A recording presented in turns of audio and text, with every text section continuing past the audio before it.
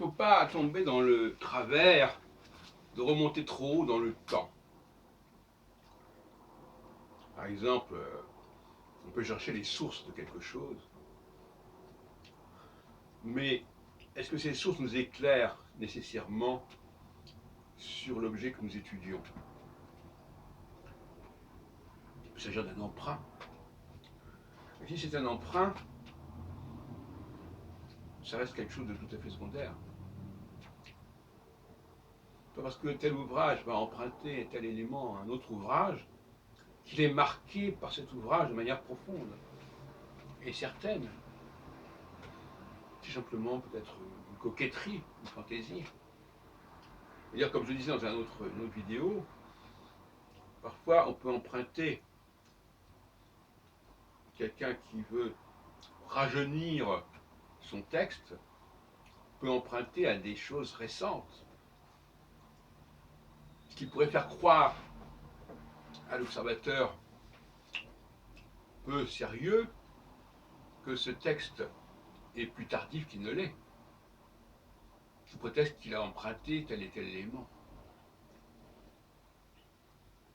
Comment, face à un texte, savoir ce qui est vraiment propre à ce texte, ce qui a pu être rajouté par la suite, et ce qui a pu être emprunté sans que ça signifie forcément que l'on dépende fondamentalement de l'emprunt. Voilà tout le travail de l'historien, et ça n'est pas rien. Dans le cas du judaïsme, par exemple, nous avons notre ami Jean-Paul, dans un café philo récent, je ne sais pas si on l'a mise en ligne, parce qu'il y a des choses que nous censurons, qui nous a parlé des origines des Juifs. D'après, je ne sais pas, l'ADN, je ne sais pas quoi. Est-ce que l'on peut se satisfaire de cette démarche? Parce que il est possible, et en tout cas c'est mon avis, que de toute façon il y a toujours une histoire et une préhistoire de toute chose.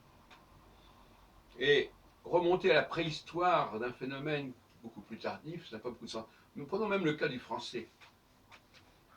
Le français a une préhistoire, c'est le latin. Mais peut-on réduire le français au latin, par exemple? Certains hostiles au français vont dire mais ce n'est que du latin. Eh bien, un certain anti-judaïsme consiste aussi à dire oh finalement les juifs, ça vient de ceci, ça vient de tel endroit, etc. Pour essayer de décomposer, de déstructurer le phénomène juif, en montrant les différentes composantes. Mais qu'est-ce qui nous prouve que le phénomène juif, d'ailleurs, il n'est pas né à l'origine de l'univers? C'est quelque chose qui s'est produit à un moment donné, c'est ce que j'appelle la troisième théologie. Ben, ça s'est produit à partir de données qui existaient déjà, qui préexistaient. Alors ces données qui préexistaient, on peut évidemment les détailler, les analyser, mais elles sont préhistoriques, c'est-à-dire qu'elles sont antérieures à la fabrication réellement du fait juif. La fabrication du fait juif, c'est le fait de la troisième théologie, de la troisième création. Et on ne fait rien sans rien. On a besoin toujours d'un matériau. Mais ce matériau ne saurait servir à réduire le phénomène que nous voulons étudier. Il y a une approche un peu vicieuse des sources qui consiste toujours à réduire l'objet que l'on étudie à ses sources. Je trouve ça assez pénible quand même comme démarche.